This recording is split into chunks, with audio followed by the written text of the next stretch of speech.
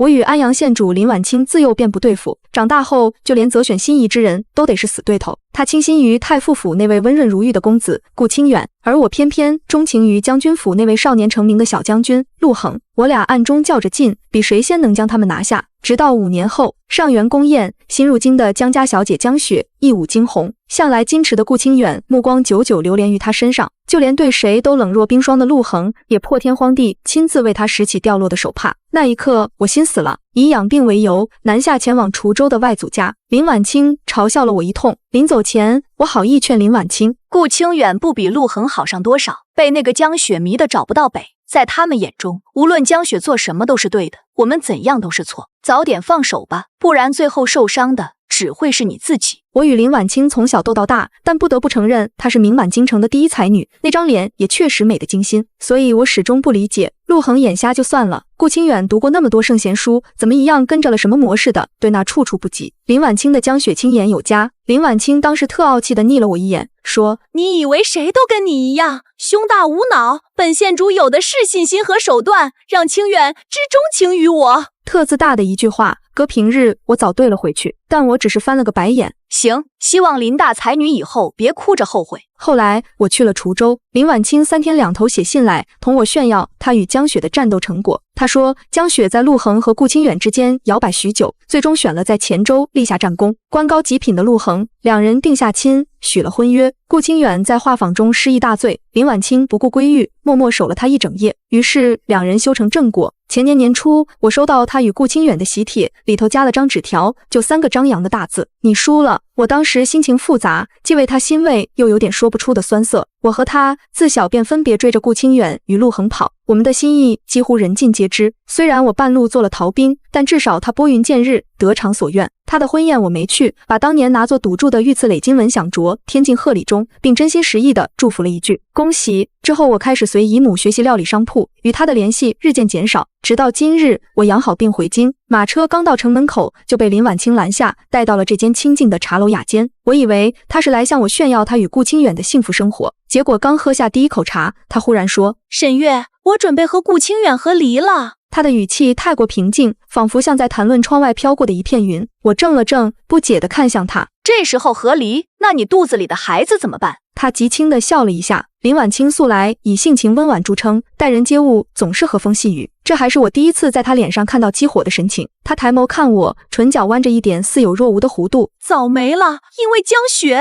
我一时无言，不知该如何开口安慰。天色渐晚，雅间内只点了一盏昏黄的纱灯，他的侧影在灯下显得单薄而坚定。很小的时候，我与林婉清的关系还算不错，但随着年龄渐长，她成了京中人人称道的大家闺秀，性子温柔娴静，琴棋书画无一不精。而我每日不是在演武场摸爬滚打，便是在后花园追猫撵狗，弄得一身土。明明爹娘都出自书香门第，我偏看见书就头疼，时常偷拿我爹书房里那柄未开刃的宝剑出来耍。两家的夫人聚在一处，总爱拿我们打趣。我娘常抚额叹息，望着林婉清那副端庄模样，对我道：月儿，你何时能学学婉清，有个姑娘家的样子？而林夫人则拉起我的手，半玩笑半期盼：月儿这般鲜活灵动，若是能分些给我家婉清便好了。不过这话在我6岁那年将七皇子揍得鼻青脸肿，哭喊着找容贵妃告状之后，林夫人便再没提过。也是因为这次，我挨了有生以来第一顿男女混合双打，跪了3个时辰的祠堂，关了半个月的禁闭。期间，作为本次事件导火索的林婉清来看过我一次，她当着我娘的面揪出我藏在女阶下面的武侠画本，我又被多关了半个月。出来后，我就记恨上了他，学着七皇子的样子，拽他的辫子往他书案里放癞蛤蟆、毛毛虫。他每次都会跟夫子告状，让我罚站、抄书。一来二去，我们互相看不对眼。这种情况在我俩发觉我们好像喜欢的是同一个人时，愈发不可收拾，恨不得斗个你死我活。直到最后发现是乌龙一场。我心仪的是陆小将军，他看上的是太傅之子。我与他的关系微妙地缓和了几分，但碰上面依旧少不了冷嘲热讽。我毫不客气地嘲讽：真不知道你什么眼光，顾清远。哼，一个见谁都3分笑的小白脸，一天知乎者来知乎者去，有什么好的？林婉清捏着袖帕勾了勾唇，依旧是那副知书达理的端庄模样，话却见半点不软。那陆恒又好在哪儿？整日耍刀舞剑，横冲直撞，不过莽夫一个。我们针锋相对，伶牙俐齿地证明自己的眼光更佳，心上人更出色，但在看不见的地方又不约而同地松了一口气。幸好我们依旧是死对头，但至少不必在喜欢这件事上成为彼此最直接的对手。年少时情窦初开，喜欢上一个人不过在一瞬间，永和3年，我就下一小姑娘被一群赌坊打手堵在穷巷尽头，他们5、6人摩拳擦掌，嚷嚷着要抓我回去交差。我暗自掂量手中藏着的10块，一道清朗的嗓音在巷口响起：这么多人围堵一个小姑娘，也不嫌害臊。陆恒一身墨色劲装，身姿挺拔，不过3、2招便将那群人撂倒在地。末了，他拍拍手，唇角勾起一抹不屑的冷笑，目光落在我身上时却缓了3分。他朝我伸出手，问：别怕，你是哪家的小姐？叫什么名字？我立刻偷偷扔掉手里的10块，垂下眼睫，扮出副受惊的模样。我叫沈月，家父是户部尚书沈庭云。户部尚书？他挠了挠头，不好意思啊，我刚回京，对京中官员的住址不太了解，不如你给我指路，我送你回去。说完，他很自然地牵起我的手腕，路上还安慰我说：你别担心，那些人以后若再敢来找你，便报我的名字。我乖巧点头。到了沈府门前，我故作娇怯的细声冲他道：今日多谢陆小将军。母亲正巧送客出来，瞧见我这副模样，惊得瞠目结舌。至于林婉清心悦顾清远的理由，则更为简单。顾清远作为太傅家的公子，自是才情斐然，才名不输林婉清。他对他的倾慕，初始于才子佳人间的惺惺相惜。不知是不是因为我和林婉清的缘故，陆恒与顾清远也互相看不对付。两人一碰面，虽不似我与林婉清掐的那般狠，但往往3句话内便唇枪舌剑。一个笑百无一用是书生，一个逢匹夫之勇难成事。我与林婉清乐闻其见，在他2人争执时，暗暗较劲打气。这样打打闹闹的日子，一晃便是5年。永和8年春日宴，江雪年初时刚随他父亲来到京中，他穿着半新的衣裙，颜色素净的近乎暗淡，许是第一次参加宫廷宴会。他整个人绷得像一根弦，低头跟在几位小姐身后，生怕行差踏错。经过我身边时，不知是谁挤了一下，他脚下猛地一绊，整个人向前扑去。慌乱中，他伸手想抓住我的衣摆，刺啦！我立感侧腰一凉，低头看去，我身上的裙子从腰际到裙摆被扯开一道长长的口子，周围瞬间安静，无数道目光聚焦过来。我赶紧抓住破损的裙摆，掩住蹙紧眉，正要发怒。对不起，我不是故意的，真的不是。江雪已经跪在了地上，她扬起一张素净的小脸，脸色苍白，眼眶通红，眼泪将落未落，惊惧万分地看着我，然后开始磕头。还望沈小姐恕罪，我赔给您。她语无伦次道。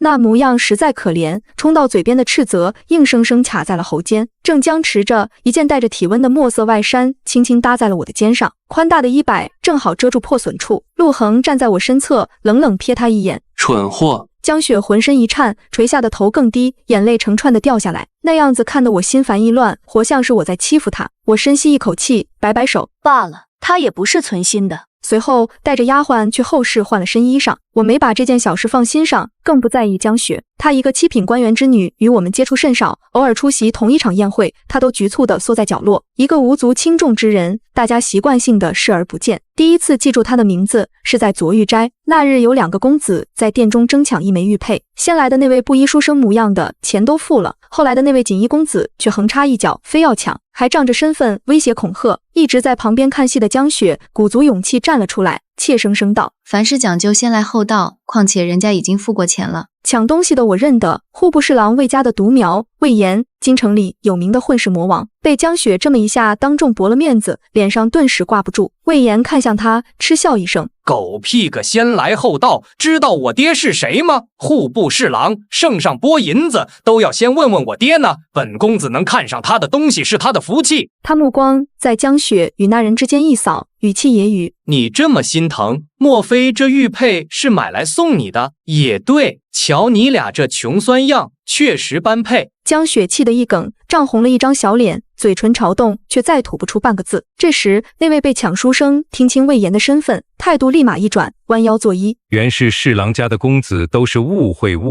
这玉佩你喜欢，某便送你了。魏延得意地哼了一声，却把玉佩丢到江雪脚边。算了，本公子不夺人所爱，还是送给你心上人吧。公子说笑了，某并不认识这位姑娘。书生慌忙捡起玉佩，拍去上面的灰，又双手递给魏延，魏延却又一脚把玉佩踹到江雪脚边。江雪孤立无援地呆站在那，窘迫至极。我蹙起眉，虽觉他为这般见风使舵的软骨头出头太蠢，但魏延的确做得过分。我走上前，魏延，你又在这欺负人，信不信我待会儿就找魏伯伯？魏延猛地回头，见是我，嚣张气焰顿时息了大半。他扯出个干笑：神姐姐，你怎么在这儿？我没有，我就是开个玩笑，你可千万别跟我爹乱说。玩笑？我瞥了一眼地上孤零零的玉佩和快要哭出来的江雪，魏延顺着我的目光看去，脸上闪过一丝懊恼，随即摆手：得，我走还不行吗？沈姐姐你慢慢逛。说完，他几乎是逃也似的溜出了卓玉斋。想到陆恒还在马车上等我，我对江雪略一点头，没再多言，转身便往回走。我能感觉到一道目光紧紧粘在我背上。走到马车边，我下意识回头，江雪还站在原地一动不动，正定定地望着我这个方向。隔着一段距离，我看不清他具体的神情，只觉那目光沉甸甸的，复杂难辨。我没声响，利落地弯腰钻进车厢。陆恒早已放下了帘子，车内光线昏暗。我刚坐下，就听见他极轻地嗤笑了一声：蠢死了。不知是在说那个书生还是江雪。几个月后，景王世子组织了一场马球赛，每回忆起那天，我恨不得穿越回去给自己一耳光。决赛最后一场，负责守门的秦四小姐在比赛前半刻钟吃坏了肚子，时间紧迫，连去找人替换的机会都没有。江雪主动站了出来：我能行，我能行。我打量起她，她穿着不合身的旗装，手指绞着衣角，几乎要把布料扯破。我内心十分怀疑，她这副样子上去是守门还是当靶子。林婉清这时幸灾乐祸道：实在找不到人就算了，直接退赛认输吧，沈月。我瞪她一眼，认真问江雪：你确定可以？她小小的嗯了一声。看门守庄无需骑着马满场跑，算得上最轻松的位置。我叹了口气，死马当活马医，匆匆叮嘱两句站桩下别动，球来了挥杆挡开，便带他上了场。他倒也听话，一直待在庄下没乱跑，直到快结束时，对面一记刁钻的球直扑门洞，他慌了，闭着眼胡乱挥杆，球没向外飞，反而被他误打误撞挡进了自家的圈内。哨声响起，我们落后1分。半场休息，他自知闯祸，站得离我们远远的，头埋得极低。我正想着怎么安慰，却见陆恒拿起一个水囊，径直走向他。笨死了，不会打就站在那别动，知道吗？尽会添乱。我诧异地看着这一幕，陆恒虽在骂他、嫌弃他，但其实以他狂妄孤高的性子，若真看不惯一个人，连眼风都懒得给，更遑论给他拿水。江雪接过他递来的水囊，脸颊微红，声音更小了：对不起。陆恒抿了抿唇，走了。下半场比赛，江雪似乎被骂醒了，站得笔直，眼神也专注了些。直到临近赛点，对方再进一颗球，我们就输了，气氛崩到极致。对面主力抓住机会，一杆挥出，球如流星般射出。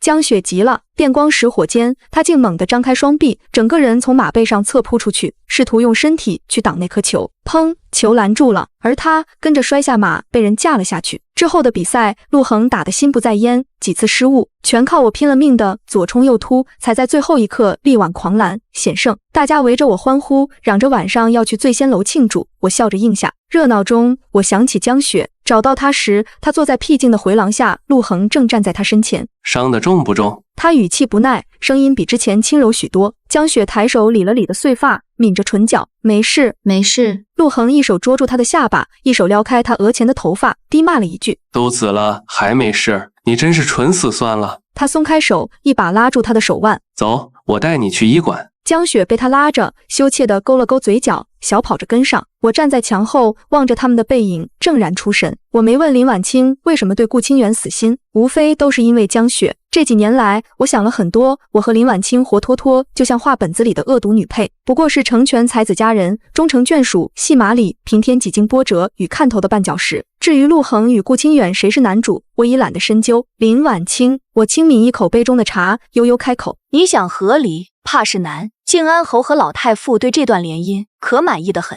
难也要离，总能找到办法。倒是你这么久了还没嫁人，莫非还心系陆恒？我不禁失笑。去滁州这些年来，不管是姨母还是家中每月的来信，从不敢在我面前提起陆恒的名字。毕竟当年我离京，的确伤心欲绝。但往事如烟，我对陆恒那点心悦早随风散尽。如今再提及他，心中已无半分触动。我扯了扯衣摆，扬起下巴：瞧见没？上好的蜀锦料子，我自己掏银子买的。这几年来，我日日忙着赚银子，哪有空想那些？况且男人的情啊，爱的哪有真金白银来的实在？林婉清笑笑，端起茶壶替我添茶。看你这般洒脱，我便安心了。看你这般洒脱，我便安心了。实话跟你说吧，陆恒虽与江雪订了婚，却不知为什么一直拖着没成亲。近来他们争执频生，我瞧着陆恒待他似是愈发淡了。偏巧你此时回京，所以才那么一问。说到这，他顿了顿，自嘲笑道：不过，就算陆恒真不要江雪，也自有人上赶着捡。我对陆恒与江雪的是非纠葛毫无兴致，连一丝打听的欲望都提不起。他们的故事早已与我无关。我静静看向林婉清，与他争斗数载，我深知他的性情，虽看似乖巧听话，实则比我倔强固执千百倍，最是死心眼。要不然他也不会不撞南墙不回头。如今他既决心放下，那必是失望之极，彻彻底底想做个了断。为防万一，我故作嘲讽：林婉清，你此番若反悔，以后死了我都要笑话你。他弯了弯眉：沈大小姐要失望了，本县主不会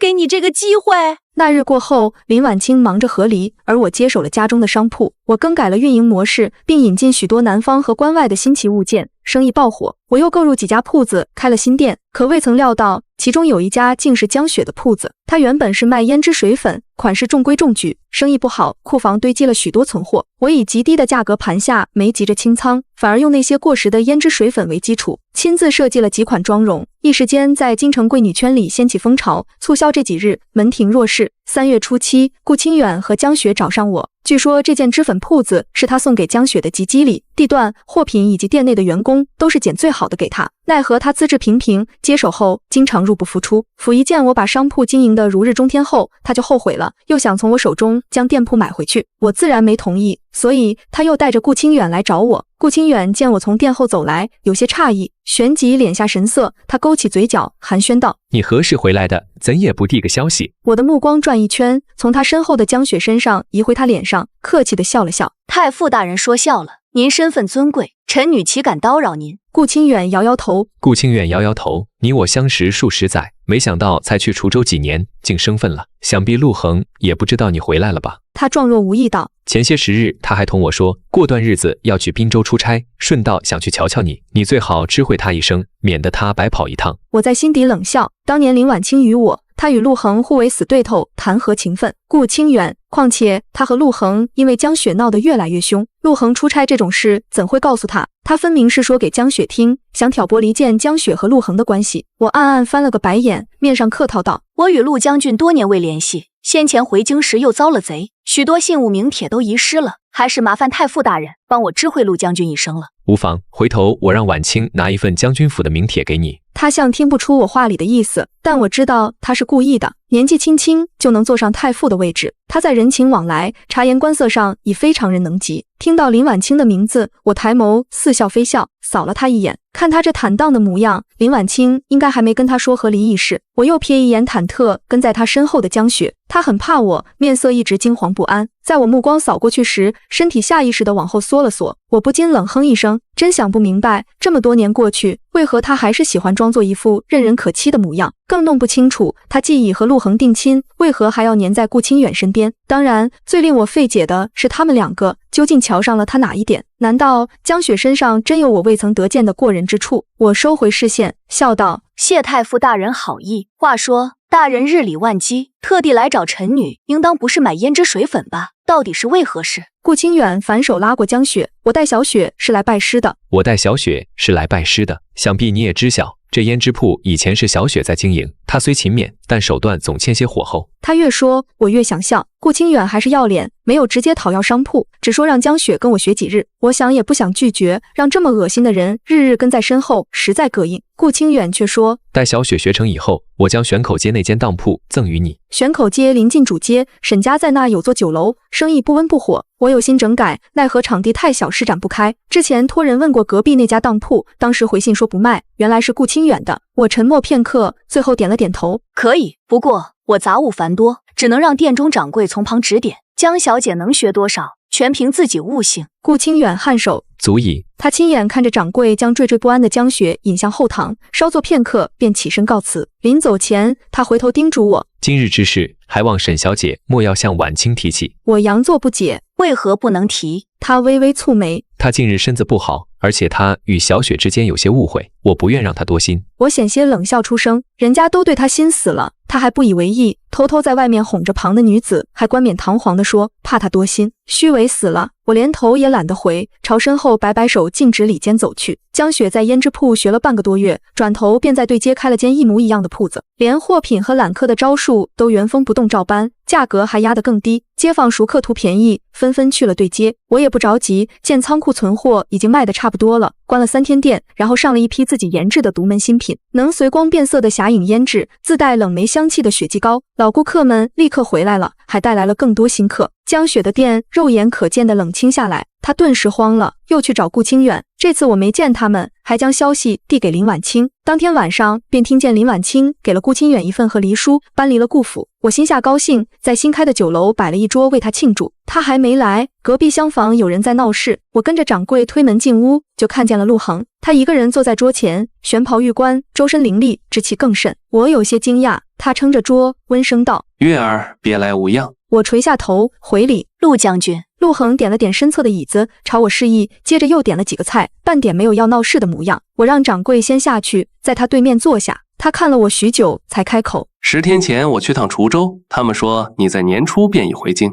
前几日我又向神府递了帖子，却没有回复。月儿，如今想见你一面真难。”他语气轻松，如同阔别多年的老友重逢。我随意扯了个理由应付。他又问我这几年在滁州过得怎样，我随口回答2句，冷淡疏离。不久后，小二推开门上菜，并告诉我说林婉清到了。见我起身似要离开，陆恒出声叫住我。他抬头看来，静默片刻，才低声问道：“月儿，你是不是还在生我的气？”我长叹出一口气。当年马场上撞见他和江雪举止亲密，我震惊难过了许久。后来我便处处留意江雪，方才觉察许多被忽略的细节，比如不善饮酒的他经常去陆恒常去的那家酒馆，而陆恒虽然嘴上骂着他笨，但总会在他受欺负后以各种理由帮他欺负回去。就像之前在街上刁难过他的魏延，当晚便被套着头拖进小巷，挨了顿毒打。那时他还常笑着对我说：“本将军说过，要护你一辈子，少1天都不行。”直到有次参加完宴会，下了很大的雪，江家的马车在路上被雪埋了，他主动骑马送他回去，忘记了刚答应过要送我回家。林婉清坐在马车上，轻蔑地看着我：“沈月，看来你要输了，不如你求求本县主，本县主便勉为其难的捎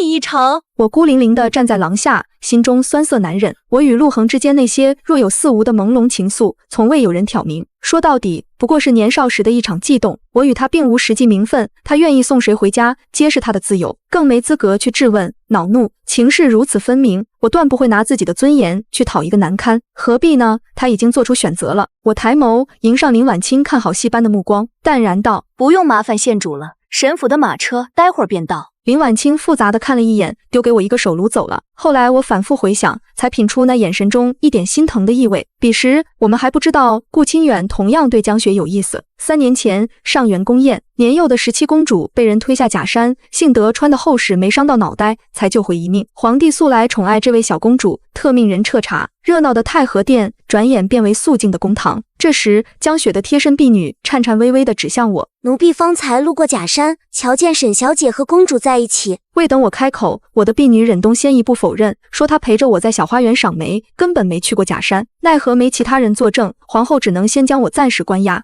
3日后，17公主清醒，亲自指认了我，说她不愿意将新折的腊梅给我，我就推了她。皇帝震怒，将我关入诏狱。爹娘在乾清殿前跪了整整7日，母亲的身子本就不好，那几日风雪交加，她跪到双膝渗血，数次昏厥。最后是太后娘娘动了恻隐之心，出面说了话。我挨了30记廷杖，从诏狱出来，伤还未养好，我便开始彻查此事。没想到竟侦查到点苗头，便想寻求父亲帮忙。那日我从早等到晚，都迟迟没见他回家。虚时3刻，父亲的随从传信说，户部事务堆积，老爷今夜宿在衙署，不回来了。我起初并未生疑，可接连3日皆是如此。某日清晨，我偷偷守在户部门口，却见他从外边归来。5时初，他又独自离开，乘着一顶不起眼的小轿，去了城南的一处僻静别院。我心跳如鼓，翻上了那别院的墙头，看见父亲将一匣东珠递给一位妇人，叹道：“阿月，当年是我负你，这些且当作赔礼。”元郎，你我之间何谈这些？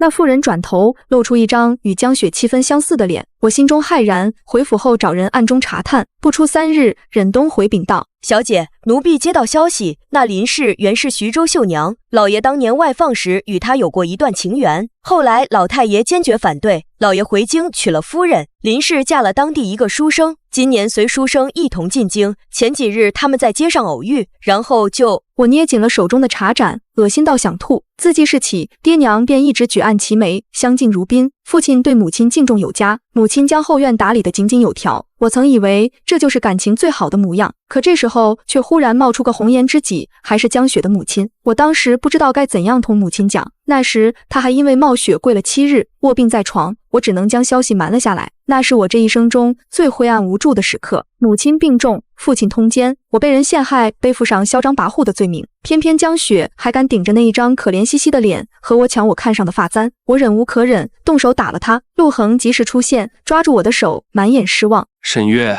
你何时变成了这样？欺负17公主不够，还要当街打人？我慌忙的想解释，他继续冷声说道：上次是因为几只腊梅，这次又是因为一个簪子，但其实也不全是因为这只簪子吧？你处处针对她，是因为喜欢我，见不得我对她好。我瞬间愣住，霎时我似被狠狠揣了一耳光。这些年一起长大的情分像个笑话，我从未了解过他，他亦从未了解过我，尤其是那句护你一辈子的承诺，可笑至极。我笑了笑，冷冷开口：陆恒，你算什么东西，值得我喜欢？回到沈府，我冷眼看着父亲装温柔体贴。母亲病好后，我第一时间将城南别院的事告诉了他，他不哭也不闹，在窗前哭坐了一整天，直至又一个父亲不归家的夜晚，母亲带着贴身嬷嬷出了门。1个时辰后，他回到小院，把自己关进屋内，任凭父亲在外面如何敲门、哀求，甚至跪下都没有回应。母亲没将事情闹大，实属意料之中。那日他思虑良多，其中首当其冲的便是我的名声，但我没那么多顾虑。翌日天刚亮，我收拾好乘马车进了宫。皇后殿前，我和忍冬穿着一样的衣裳，同样的首饰、发型。17公主辨认半晌，却无法再次指认，原是她得了重怪病，记不得人脸。皇帝和皇后心疼她遭人非议，将她得病一事隐瞒了下来。江雪不知从哪知道的消息，意图以此嫁祸陷害我。我又叫一个的小宫女，她立刻一五一十将那日撞见一位丫鬟鬼鬼祟祟换上我这一身衣服，朝假山边摸去的事说了出来。我拿出江雪婢女的画像，她看过后连连点头。我当即跪在地上求皇后主持公道。皇后立即遣人召江雪和她的贴身婢女入宫。终于真相大白，江雪和她的婢女被关入地牢。不过陆恒和顾清远一直在暗中帮她，将所有罪名推到了丫鬟身上。她还是清清白白的江家小姐。她出狱那日，我和我娘正好启程南下。临走前，母亲提了和离，父亲没同意，追着我们一同去滁州。半路上被皇帝召了回去。往事种种，仿佛就发生在昨日。而今，陆恒坐在面前，神色自若地问：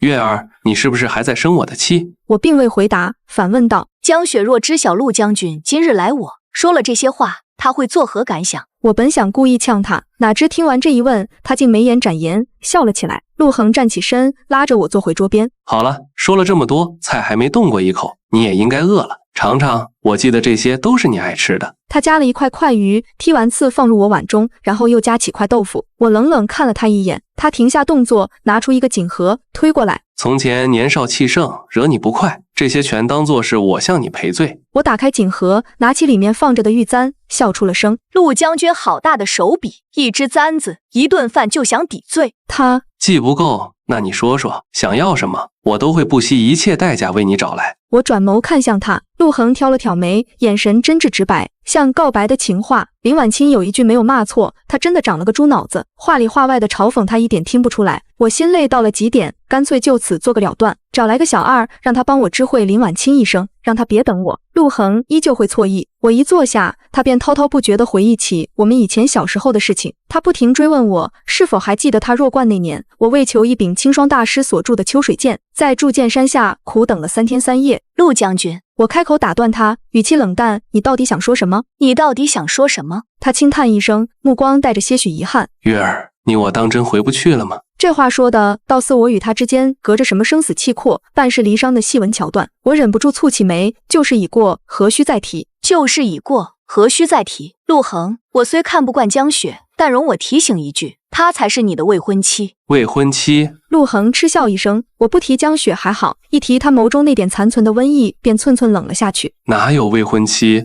会天天跟着别的男人跑。我一时无语。陆恒望向窗外，淮河上的粼粼灯影，神色渺远。有时连我自己也想不明白到底怎么回事。最初我只是觉得他蠢，可慢慢的我发现他善良坚韧。记得那场马球赛，他拿自己去接球，明明疼得面色煞白，却笑着说没事儿。渐渐的看见他受欺负，我开始心生怜惜。几年前我的确很喜欢他，那时觉得为他对抗家族逾越门第之剑在所不惜。可这么多年过去，他却毫无长进，连基本的执掌中馈都学不会，只剩下那一股子不服输的劲。月儿，我忽然发现他和你比起来真的差远了。看着他一脸认真，我只觉可笑。江雪就那些戏文中的女主角，只需秉性纯良，身世堪怜，努力坚韧，每逢危难之际，自有人从天而降，为她披荆斩棘。可戏文总有中场，故事大都定格在男女主终成眷属的圆满结局。然而真实的日子如细水长流，柴米油盐是永远绕不开的话题。他如今厌倦了江雪空，有一腔孤勇，别无长物，可却忘记了，这正是他昔日钟爱他的理由。我懒得与他虚与委蛇，直言道：所以陆将军这是后悔了，想来挽回我。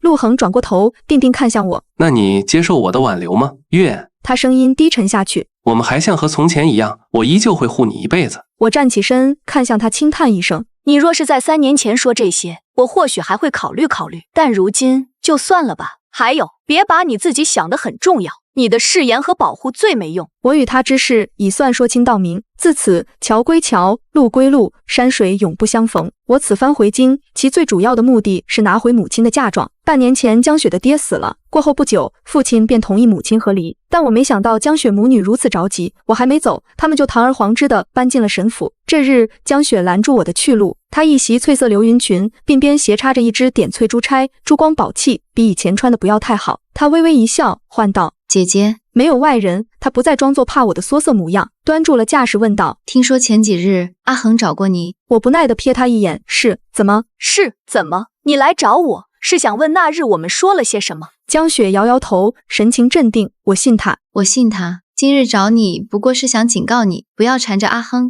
我气笑了，第一次正眼看他，声音冷漠至极。这话你应该说给陆恒听。还有，我希望你们2位以后都离我远点。我不想理会他，推开他就走。江雪在身后大声喊道：沈月，我不会让你抢走他，你死了那条心吧。我脚步未停，头也不回地走了。之后几天，经常能看见陆恒出入沈府，与江雪嬉笑打闹，我只觉好笑。陆恒这人清醒得很，深知江雪担不上主母的重任，那日才找上我说出那番话，是想试探与我重续前缘的可能。他或许觉着我这么多年依旧对他念念不忘，只要他招招手，我就会不管不顾地扑将上去。真不知这自信从何而来。他想找个精明能干的老妈子操持家务，然后毫无顾虑与江雪花前月下，真叫人作呕。此番过后，我在客栈找了间房住下，没再回沈府。4月15，我向顾府递了帖子，想去拜访林婉清。听说靖安侯不同意他和离，将他绑住丢回了顾府。我想问他需不需要帮忙。刚走进顾府，就见府内乱成一锅粥，下人们惊慌失措地奔跑，空气中弥漫着焦糊味。洛双院走火了，快点，夫人还在里面。我的心猛地一沉，拔腿就往里冲，火势极大，浓烟滚滚。等众人七手八脚将火扑灭大半，顾清远终于回来了，身后还跟着江雪。下人从火场中抬出一具烧得焦黑的尸体，江雪吓得尖叫一声，躲到了丫鬟身后。顾清远整个人僵在原地，然后像被抽走了魂魄般踉跄着扑过去。他颤抖抱起那具不成形的尸体，直挺挺地跪在滚烫的灰烬里，一动不动。许久，他似才找回声音一般，嘶声痛哭。躲在一旁的江雪也适时地拿起帕子擦了擦眼角。这一幕荒谬又刺眼，看得我浑身发冷。我忽然无比后悔，那日为何要与陆恒废话那么久，竟错过了与林婉清的最后一面。半个月后，参加完林婉清的葬礼，我收拾好东西准备回滁州，京中却忽然流传出一则流言，说我母亲被扫地出门，是因为这3年间她在滁州与人通奸，还怀了野种，所以连京城都不敢回。故事编的有鼻子有眼，还传那人就是我多年未娶的表舅。一时间，百姓们纷纷骂我娘不检点，我开的那些店铺生意也一落千丈，伙计被打伤，货架被掀翻，货物胡乱砸了一地。我去报官，官府不闻不问，我气得要死。江雪母女鸠占鹊巢不够，还想踩着我娘上位，父亲竟也帮着他们助纣为虐。好啊，那就来斗个你死我活呗，反正我以后也不会回京都，我找到当年在城南别院做事的婆子，许以重金。不出2日，江雪她娘婚内通奸之事捅了出来，以及江雪在上元节陷害我一事。不过刚传出点苗头，就被陆恒压了下来。我继续花钱找人散播，陆恒一压再压，最后忍不住找上我。至于要做到这种地步吗？月儿，我问过了，之前的那些流言与他们没关系，再者不就是点胡话吗？时间一久，大家自然就会忘了。